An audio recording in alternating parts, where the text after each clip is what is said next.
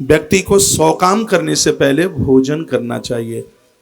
यदि भोजन समय पर करोगे तो बीमार नहीं होगे। और आप कहोगे ये तो बढ़िया बात कह दी, मन की बात कह दी। हाँ, भूखे रहने से डायबिटीज बढ़ती है, समय से भोजन ना करने से बीमारी बढ़ती है। इसलिए हमारे ग्रंथों ने कहा कि 100 काम करने से पहले भोजन। आप बहुत मेहनत कीजिए, बहुत काम कीजिए, लेकिन भोजन लेने का समय निश्चित कीजिए। 100 काम करने से पहले भोजन, लेकिन यह भी ध्यान रखिएगा 1000 काम करने से पहले स्नान। सहस्रम स्नान मां चरेत। हमारे ग्रंथों में लिखा है जो लोग स्नान करके भोजन करते हैं उनके पेट में कभी गैस की बीमारी नहीं बन सकती, उनको कभी अपच नहीं हो सकती। स्नान करने के बाद प्रसाद भोजन लेने वाले लोग 100 साल जीवन जी करके जाते हैं।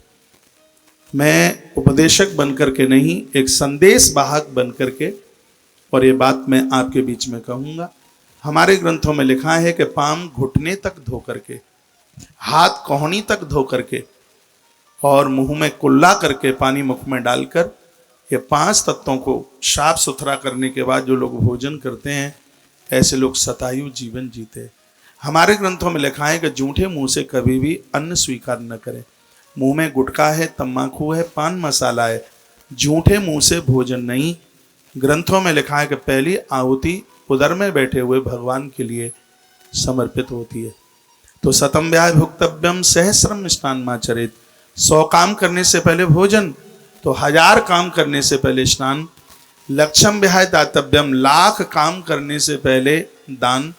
कोटिम तक्ताम हरिम स्मरेत, करोड़ काम करने से पहले व्यक्ति को भगवान की आराधना करनी चाहिए, भगवान का भजन करना चाहिए, प्रभु का स्मरण करना चाहिए।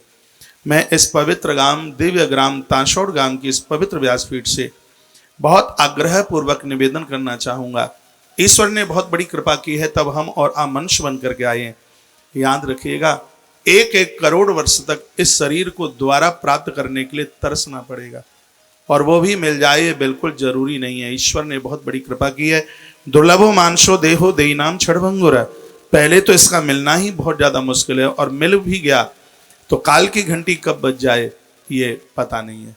यदि आदमी ठीक से रहे तो कलयुग में भी व्यक्ति 120 वर्ष उम्र जी सकता है।